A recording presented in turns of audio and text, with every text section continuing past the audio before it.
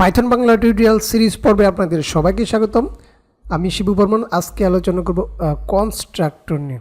ওকে, তো আমরা সরাসরি চলে যাব হচ্ছে পাইচার্মে। তো গত পর্বে আমরা দেখিয়েছিলাম যে ক্লাস অবজেক্ট ক্রিয়েট করে কিভাবে ভ্যালু পাঠাতে হয়, অথবা ফাংশন, এই যে ফাংশন মেথড ইউজ করে এবং মেথড ইউজ করে কীভাবে ভ্যালুগুলো পাঠাতে হয়। ওকে, তো এই যে দেখতে পাচ্ছেন আমরা কি করেছিলাম, দুইটা মেথড করেছিলাম, একটা সেট ভ্যালু আর একটা হচ্ছে ডিসপ্লে। তো এই সেট ভ্যালুটা কী করেছিলাম, এই ফাংশনটা কল করে সেট ভ্যালুর মাধ্যমে আমরা এই ডাটাগুলা পাঠিয়েছিলাম। তো এখন আমরা কনস্ট্রাক্টর ব্যবহার করব। তো কনস্ট্রাক্টর কেন ব্যবহার করে সেটা আগে বলে নিই।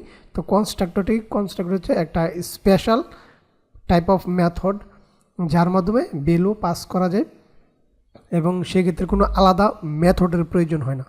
সেক্ষেত্রে আলাদা অন্য কোনো মেথডের প্রয়োজন অথবা এই কনস্ট্রাক্টর কল করার প্রয়োজন। এই মেথডটা কিন্তু আমরা তৈরি করেছি, কিন্তু এটা কিন্তু কল করা লাগছে এবং এটার মধ্যে ভ্যালু পাস করা যায়, ভ্যালু পাস করা লাগছে। কিন্তু আমরা দেখুন, তাহলে দেখলে বুঝতে পারবেন, আমরা চাচ্ছি অবজেক্টের ভিতরে এই ভ্যালুটা পাস করে দেবো। জাস্ট ওই অবজেক্টের ভিতরেই আমরা এই ভ্যালুটা পাস করে দেবো। ঠিক আছে, তো কীভাবে করবো, তো দেখুন এই যে কনস্ট্রাক্টর ব্যবহার করব।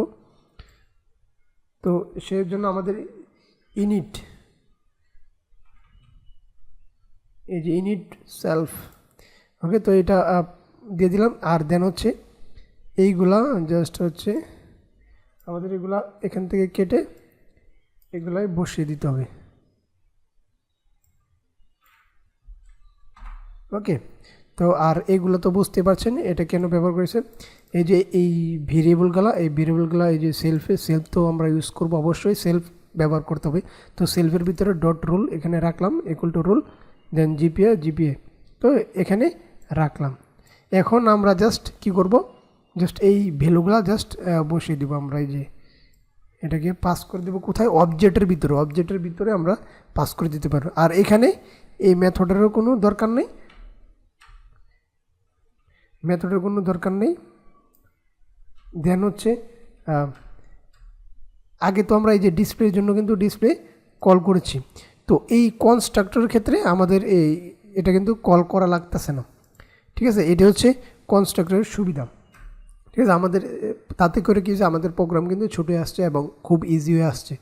ঠিক আছে, তো কনস্ট্রাক্টর ব্যাপার হচ্ছে এটাই যে তাকে কল করা লাগে না, দেন হচ্ছে কি আমরা অবজেক্টের মাধ্যমে ভ্যালু পাস করতে পারি এবং এটা হচ্ছে একটা স্পেশাল টাইপ অফ মেথড।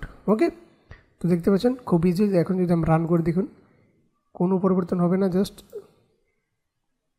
এই দেখতে পাচ্ছেন আমাদের এই যে রেজাল্ট, আমরা যে ভ্যালুগুলো দিয়েছি, এই যে ভ্যালুগুলো, ঠিক আছে, রোল 101 3.40, ঠিক আছে, দেখতে পাচ্ছেন খুব ইজিলি। তো এটা হচ্ছে কনস্ট্রাক্টর। তো এটা হচ্ছে কনস্ট্রাক্টর। তো আশা করি বুঝতে পেরেছেন কনস্ট্রাক্টরের ধারণাটা।